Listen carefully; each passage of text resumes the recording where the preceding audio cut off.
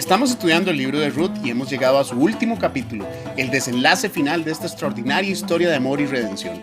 Estos son precisamente los pilares o temas centrales en muchas de las narrativas bíblicas, siendo que la redención era parte de la responsabilidad patriarcal, sin importar el precio, las consecuencias o incluso si el costo era la vida misma, todo con tal de rescatar a un pariente o tierra perdida. El libro de Ruth se ubica históricamente en la peor época de la apostasía de Israel, como una esperanza en medio de ese caos. Resumiendo, hasta este punto, recordamos el capítulo 1 donde Elimelech huye de la hambruna en Israel. Este huye al exilio a tierras de Moab, de regreso al camino del desierto, tierras paganas, sin Dios y sin ley. Lo acompaña su esposa Noemí, la deleitosa, y sus dos hijos, Mahalón, el enfermo, y Kelión, el despreciado, quienes toman para sí mujeres moabitas. Estando en el exilio, Noemí queda viuda y como si fuera poco mueren también sus dos hijos. Entretanto, Dios se apiada del pueblo y lleva pan a la tierra prometida. Noemí emprende el regreso a casa. Orfa, su nuera, decide quedarse en Moab, su mundo, su gente, sus dioses. Por otro lado, Ruth, su otra nuera, hace votos de fidelidad para con Noemí, para con su gente y su Dios. Ambas regresan en época de las primeras cosechas, conocida también como el nuevo inicio, época de la Pascua. Y en el capítulo 2, Ruth decide espigar en un campo de Belén de Judá y resulta ser de Boaz, pariente de Noemí. Este queda muy impresionado con el carácter y resolución de Ruth para con su suegra y la ve favorablemente, extendiéndole su misericordia y bendición.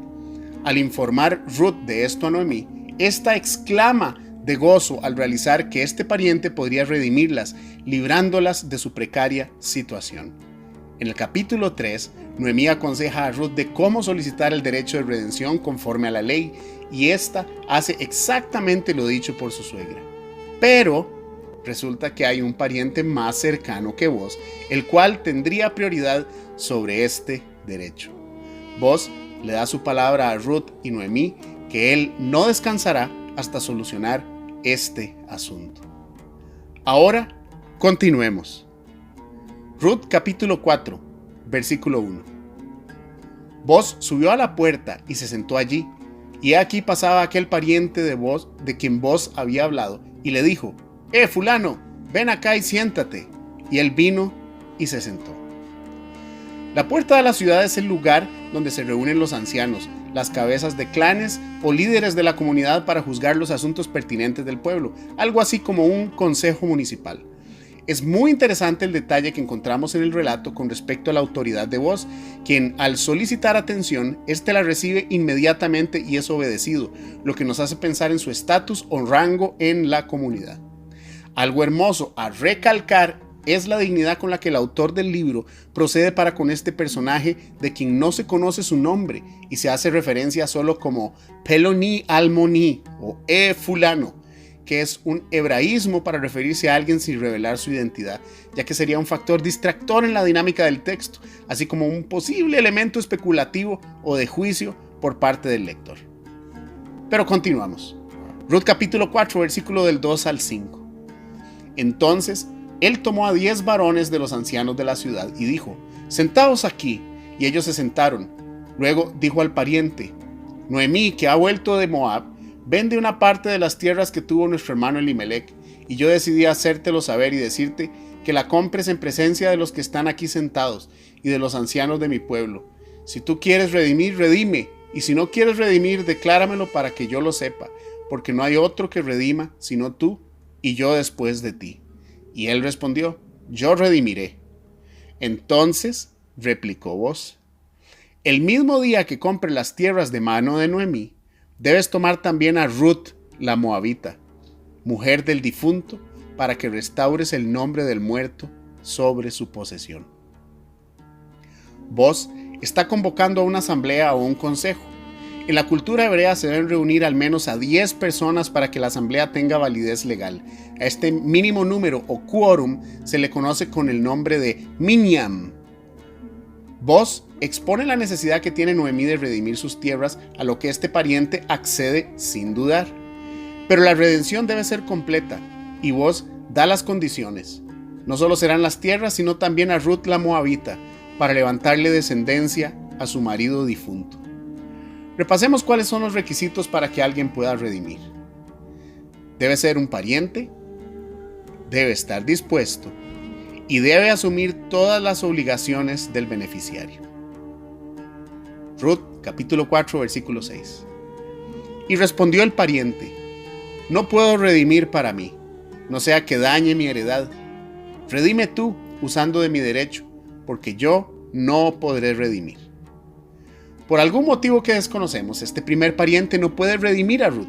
Al parecer no tiene problema con rescatar la tierra, pero se ve imposibilitado de hacerlo con la gentil. Esto nos lleva al siguiente paralelo metafórico en la historia. Este personaje sin nombre, quien aunque es pariente y está dispuesto, no puede asumir todas las obligaciones del beneficiario. El punto de vista entre varios académicos conservadores es que este pariente representa a la ley. La ley, aunque perfecta, no puede ni tiene el poder para redimir, ya que por las obras de la ley ningún ser humano será justificado delante de él. Porque la ley, teniendo la sombra de los bienes venideros, no la imagen misma de las cosas, nunca puede por los mismos sacrificios que se ofrecen continuamente cada año hacer perfectos a los que se acercan. Así las cosas, es imposible para este primer pariente hacer una redención completa. Ruth capítulo 4 versículo del 7 al 10. Había ya desde hacía tiempo esta costumbre en Israel tocante a la redención y al contrato, que para la confirmación de cualquier negocio, el uno se quitaba el zapato y lo daba a su compañero, y esto servía de testimonio en Israel. Entonces el pariente dijo a Booz: tómalo tú, y se quitó el zapato. Y Booz dijo a los ancianos y a todo el pueblo: vosotros sois testigos hoy de que he adquirido de mano de Noemí todo lo que fue de Elimelech, y todo lo que fue de Kelión y de Malón, y que también tomo por mi mujer a Ruth la Moabita, mujer de Maalón, para restaurar el nombre del difunto sobre la heredad, para que el nombre del muerto no se borre de entre los hermanos y de la puerta de su lugar. Vosotros sois testigos hoy. Booz adquiere de mano de Noemí la heredad de Elimelech, Kelión y Malón. Si incorporamos el significado de los nombres y su paralelismo en el texto, podríamos parafrasear el párrafo de la siguiente manera: vosotros sois testigos hoy de que he adquirido de mano de Israel, la deleitosa, todo lo que es de Dios mi rey, y todo lo que fue despreciado y enfermo, y que también compro por mi mujer a Ruth la gentil, mujer enferma, para restaurar el nombre del enfermo sobre su heredad, la tierra. Sin embargo, para no añadir a la palabra y especular al respecto, mejor pongamos atención a la forma como el profeta Isaías lo expresa. ¿Quién ha creído a nuestro anuncio? ¿Y sobre quién se ha manifestado el brazo de Jehová? Subirá cual renuevo delante de él, y como raíz de tierra seca, no hay parecer en él, ni hermosura le veremos, mas inatractivo para que le deseemos. Despreciado y desechado entre los hombres, varón de dolores, experimentado en quebranto, y como que escondimos de él el rostro, fue menospreciado y no lo estimamos. Ciertamente llevó él nuestras enfermedades y sufrió nuestros dolores, y nosotros le tuvimos por azotado y por herido de Dios y abatido. Mas él, herido fue por nuestras rebeliones, molido por nuestros pecados. El castigo de nuestra paz fue sobre él, y por su llaga fuimos nosotros curados. Incluso la palabra traducida como tomó en el versículo 10 es la palabra caná, que significa comprar. Por lo tanto, vos compra a Ruth, porque habéis sido comprados por precio. Glorificad pues a Dios en vuestro cuerpo y en vuestro espíritu, los cuales son de Dios. Ruth capítulo 4 versículo 11 y 12.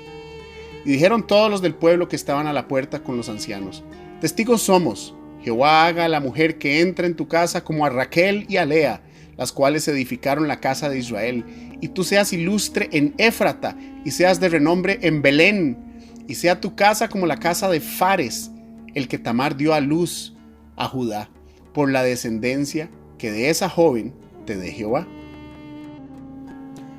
Los 10 ancianos y todos los del pueblo que estaban a la puerta dijeron: testigos somos.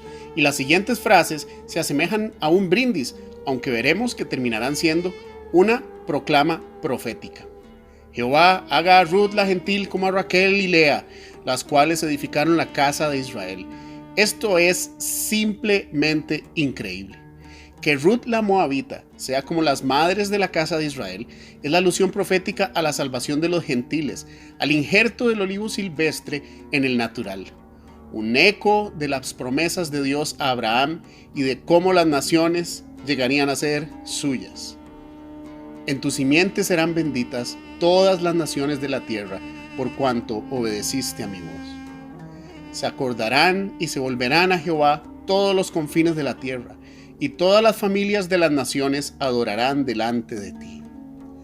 Todas las naciones que hiciste vendrán y adorarán delante de ti, Señor, y glorificarán tu nombre. Levántate, oh Dios, juzga la tierra, porque tú heredarás todas las naciones. Jehová de los ejércitos formó a Israel, su pueblo, como vehículo por el cual Jesús el Mesías, su Hijo amado, conquistaría el mundo entero, habiéndolo comprado con su preciosa sangre por amor. Ahora, su congregación, asamblea o mejor conocida en griego como eclesia, es su heredad, sin distingo étnico, social o género. Porque todos los que habéis sido bautizados en Cristo, de Cristo estáis revestidos. Ya no hay judío ni griego, no hay esclavo ni libre, no hay varón ni mujer, porque todos vosotros sois uno en Cristo Jesús. Y si vosotros sois de Cristo, ciertamente linaje de Abraham sois, y herederos según la promesa. A vos, el Señor de la cosecha, nuestro héroe redentor, le dicen: seas ilustre en Éfrata y de renombre en Belén. ¿Un héroe redentor ilustre en Éfrata? ¿De renombre en Belén? Pero tú, Belén Éfrata, pequeña para estar entre las familias de Judá, de ti me saldrá el que será Señor en Israel. Un detalle importante es la frase: y sea tu casa como la casa de Fares, el que Tamar dio a luz a Judá. En el versículo 2 encontramos esta extraña declaración a modo de profecía con respecto a su descendencia. Pero para entender la importancia de esta, debemos repasar el capítulo 38 del libro del Génesis. Este es un capítulo parentésico en las Escrituras. ¿Qué es un capítulo parentésico? Es un paréntesis que se hace en algún momento durante el texto. Puede ser todo un capítulo o un pequeño párrafo, con el fin de explicar o introducir algún elemento importante en la narrativa. Esto es clásico del estilo hebreo para enfatizar algún punto o concepto. Este capítulo se encuentra justo al inicio de la narrativa de José al ser vendido por sus hermanos y pareciera interrumpir la dinámica del mismo. La razón es simple. El autor quiere explicar lo acontecido simultáneamente con la descendencia de Judá mientras se desarrolla la historia de José y su llegada a Egipto, ya que de esta genealogía dependería el linaje real en Israel. Para efecto de nuestro estudio, este capítulo 38 es importante porque nos informa lo ocurrido con Judá y Tamar, y es que Judá tiene 3 hijos, Onán y el menor, Sela. Se casa con Tamar, pero este fue malo ante los ojos de Jehová, por lo que Jehová le quita la vida. Conforme la importancia de levantar descendencia, luego hecha ley, Judá entrega en matrimonio a su hijo Onán para dicho efecto. Sin embargo, al saber que la descendencia no había de ser suya, sucedía que cuando se llegaba a la mujer de su difunto hermano, vertía en tierra, con tal de no dar descendencia a su hermano. Esto no agradó a Dios, quien también quitó la vida a Ornán. Judá promete a Tamar dar a su hijo menor Sela una vez crezca. Sin embargo, esto es un engaño, ya que Judá temía la muerte de su tercer hijo. Al pasar mucho tiempo y Tamar realizar el engaño de Judá, ésta decide tomar cartas en el asunto, y leemos: entonces se quitó ella los vestidos de su viudez, y se cubrió con un velo, y se arrebozó, y se puso a la entrada de Enaim junto al camino de Timnat, porque veía que había crecido Sela, y ella no era dada a él por mujer. Y la vio Judá, y la tuvo por ramera, porque ella había cubierto su rostro. Y se apartó del camino hacia ella, y le dijo: déjame ahora llegarme a ti, pues no sabía que era su nuera. Y ella dijo: ¿qué me darás por llegarte a mí? Él respondió: yo te enviaré del ganado un cabrito de las cabras. Y ella dijo: dame una prenda hasta que lo envíes. Entonces Judá dijo: ¿qué prenda te daré? Ella respondió: tu sello, tu cordón y tu báculo que tienes en tu mano. Y él se los dio, y se llegó a ella, y ella concibió de él. tu sello, tu cordón y tu báculo. Tanto el sello como el cordón son símbolos de la persona misma, su rango y autoridad, como lo vimos en el capítulo anterior. Cuando Judá se entera del embarazo de su nuera, este asume que ella ha fornicado y pide que la saquen de la ciudad para que muera quemada. Y leemos: pero ella, cuando la sacaban, envió a decir a su suegro: del varón cuyas son estas cosas estoy encinta. También dijo: mira ahora de quién son estas cosas, el sello, el cordón y el báculo. Entonces Judá los reconoció y dijo: más justa es ella que yo, por cuanto no la he dado a Sela mi hijo. Y nunca más la conoció. Gracias a la iniciativa de Tamar, Judá levanta descendencia en Israel y sus hijos gemelos, Fares y Zara, son presentados en el relato como modelos de Jacob y Esaú en su inusual parto. Ahora bien, estos serían considerados bastardos por no ser una relación legítima, hasta cumplir lo establecido por la ley. No entrará bastardo en la congregación de Jehová, ni hasta la 10ª generación no entrarán en la congregación de Jehová. Retomaremos esta alusión a Fares en el versículo 18 para ver su desenlace. Ruth, capítulo 4, versículo del 13 al 16. Boaz pues tomó a Ruth, y ella fue su mujer, y se llegó a ella, y Jehová le dio que concibiese y diese a luz un hijo. Y las mujeres decían a Noemí: loado sea Jehová que hizo que no te faltase hoy pariente, cuyo nombre será celebrado en Israel, el cual será restaurador de tu alma y sustentará tu vejez, pues tu nuera, que te ama, lo ha dado a luz, y ella es de más valor para ti que 7 hijos. Y tomando Noemí el hijo, lo puso en su regazo, y fue su aya, que significa niñera. El nombre del hijo de Ruth sería celebrado en Israel y restaurador de su alma.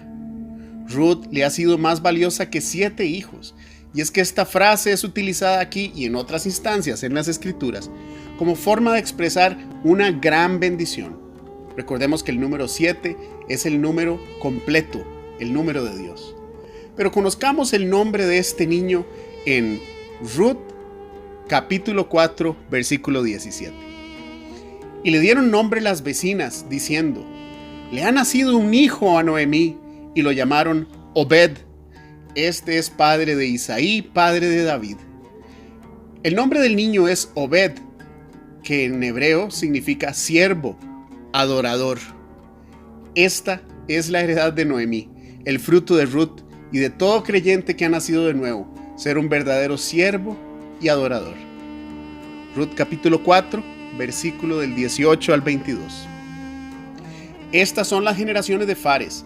Fares engendró a Esrón, Esrón engendró a Ram, y Ram engendró a Aminadab. Aminadab engendró a Nazón, y Nazón engendró a Salmón. Salmón engendró a Boz, y Boz engendró a Obed. Obed engendró a Isaí, e Isaí engendró a David. La historia de redención incluso se remonta a la ascendencia de Boz, ya que él mismo es el fruto del perdón y la misericordia, siendo su padre Salmón y su madre Rahab, la ramera que fuese salva gracias a su fe en época de la conquista de Israel. Mas Josué salvó la vida a Rahab, la ramera, y a la casa de su padre y a todo lo que ella tenía, y habitó ella entre los israelitas hasta hoy, por cuanto escondió a los mensajeros que Josué había enviado a reconocer a Jericó. Por la fe, Rahab la ramera no pereció juntamente con los desobedientes, habiendo recibido a los espías en paz. Ahora, resolvamos la declaración de la descendencia de Fares, siendo que este era bastardo y se debía respetar la ley. Recordemos que no entrará bastardo en la congregación de Jehová, ni hasta la 10ª generación no entrarán en la congregación de Jehová. La pregunta entonces sería: ¿quién es la 10ª generación desde Fares para que pueda entrar en la congregación de Jehová? Si no pusieron atención a este detalle, leamos nuevamente los versículos del 18 al 22, donde el autor coloca deliberadamente dicha genealogía.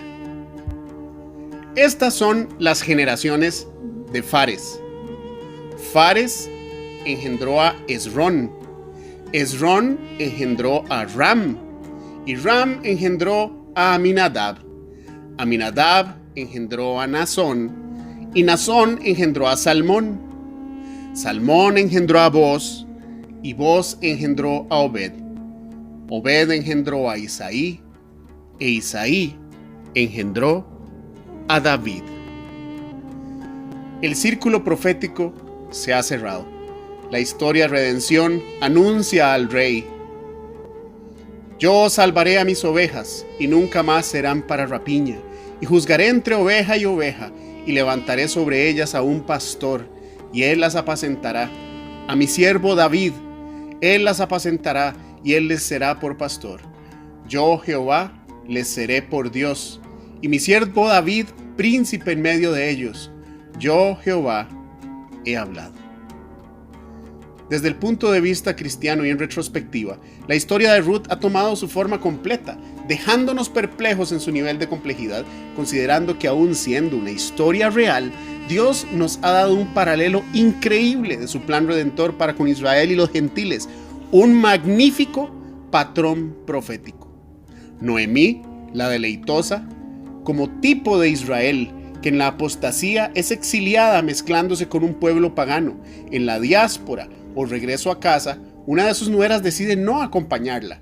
Quiere seguir con su vida, tradiciones y costumbres paganas. En contraste, encontramos a Ruth como tipo de la iglesia gentil que se ve atraída por el Dios de su suegra, haciendo pacto de fidelidad con ella, su gente y su Dios.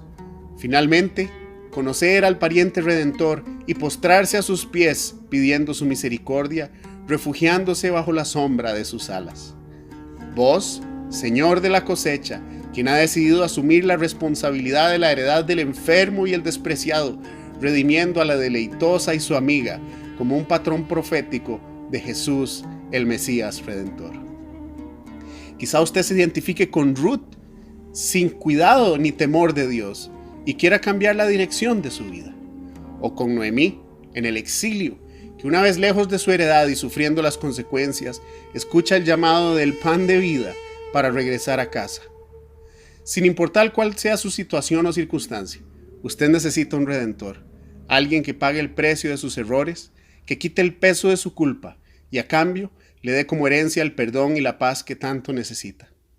Ese redentor es Jesús de Nazaret, el Hijo de Dios, el Salvador del mundo, quien murió como pago por el pecado, resucitando al tercer día y sentándose en el trono de gloria a la diestra del Padre. Acepte hoy el regalo de la salvación. Entregue toda su culpa, dolor y angustia a Jesús. Pida su misericordia y Él se la dará. Soy Fernando Coto y esto es Conoce el Camino.